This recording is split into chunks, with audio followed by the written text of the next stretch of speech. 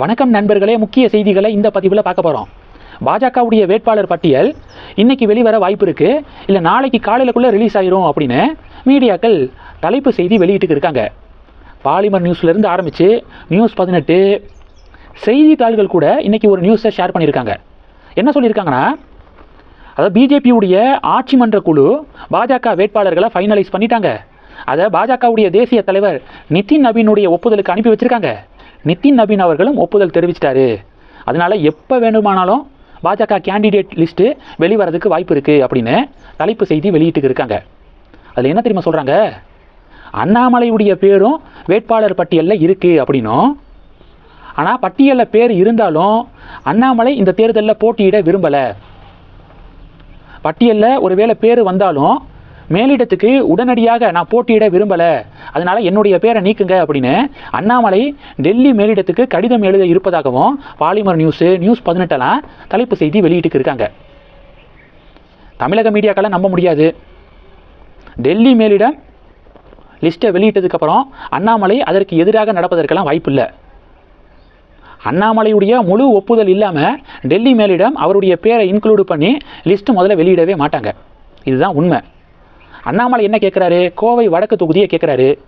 ஆனால் மொடக்குறிச்சி இல்லை திருப்பூர் தெற்கு இங்கே போட்டியிடலாமே அப்படின்னு சொல்லிட்டு அண்ணாமலைக்கு அழுத்தம் கொடுக்கப்படுது.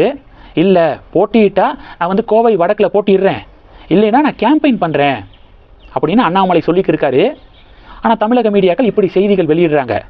லிஸ்ட்டில் பேர் இருந்தாலும் உடனடியாக மேலிடத்துக்கு அண்ணாமலை இன்னொரு கடிதம் எழுதுவார், போட்டியிட விரும்பலை அப்படின்னு கடிதம் எழுத இருக்காரு அப்படின்னு தமிழக மீடியாக்கள் உருட்டுறாங்க. இந்த உருட்டல்களில் உண்மை இருக்கா அப்படிங்கிறது ஒரு நாள் இல்லை 2 நாளில் தெரிஞ்சிடும். வெயிட் பண்ணி பார்க்கலாம். என்னையை பொறுத்த வரைக்கும் அண்ணாமலை கேட்கக்கூடிய தொகுதியை அண்ணாமலைக்கு ஒதுக்கணும்.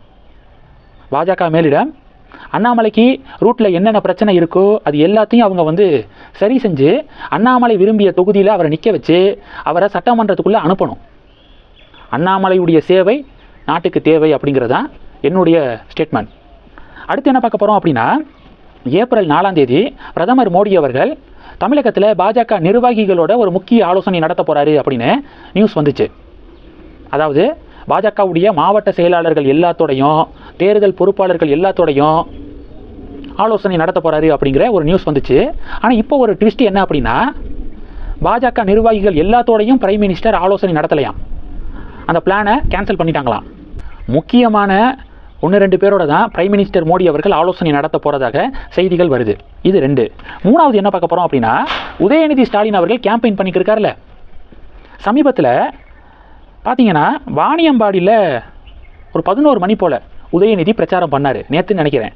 அந்த கேம்பெயினில் உதயநிதி ஸ்டாலின் அவர்கள் எதை பற்றி பேசினார்னா, அரசு பள்ளிகளில் படித்து காலேஜுக்கு போகக்கூடிய ஸ்டூடெண்ட்ஸ் இருக்காங்களே அவங்களுக்கு ஊக்கத்தொகையாக 1000 ரூபாய், மாதம் 1000 ரூபாய் கவர்மெண்ட் வழங்குறாங்க. இந்த திட்டத்தில் 12 லட்சம் பேர் பயனடைஞ்சிருக்காங்க. 12 லட்சம் பேருக்கு மாதம் 1000 ரூபாய் கவர்மெண்ட் ஸ்கூல்ஸில் படித்து காலேஜ் போனவங்களுக்கு கொடுக்கப்படுது அப்படின்னு வாணியம்பாடியில் காலையில் 11 மணிக்கு பேசின உதயநிதி ஆம்பூரில் மாலை 4 மணிக்கு பேசும்போது 13 லட்சம் பேர் இதில் பலனடைஞ்சிருக்காங்க அப்படின்னு சொல்லிட்டு பேசியிருக்காரு.